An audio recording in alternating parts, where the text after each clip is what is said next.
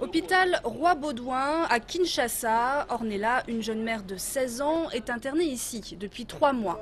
Pourtant, elle n'est pas malade, elle fait juste partie de ces femmes qui ont accouché mais qui ne peuvent pas rentrer chez elles, faute d'argent.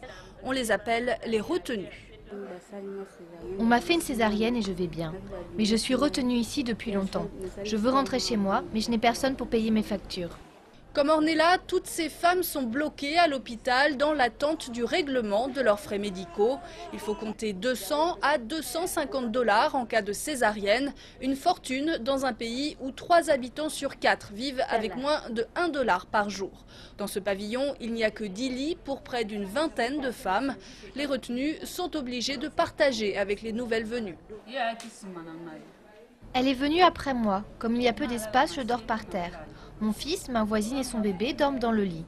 Tu veux dire que si tu es resté longtemps sans payer, on t'oblige à partager le lit? Oui, on te demande de faire le sacrifice, comme eux ils l'ont fait en me soignant sans frais.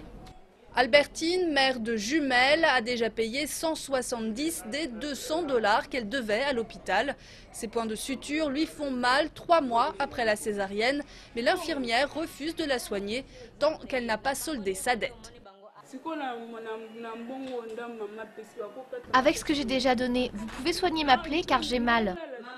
Maman, je ne suis pas devant un tribunal ici. Une réponse justifiée pour les responsables de l'hôpital qui reçoit en moyenne 200 malades par mois, dont un tiers de démunis.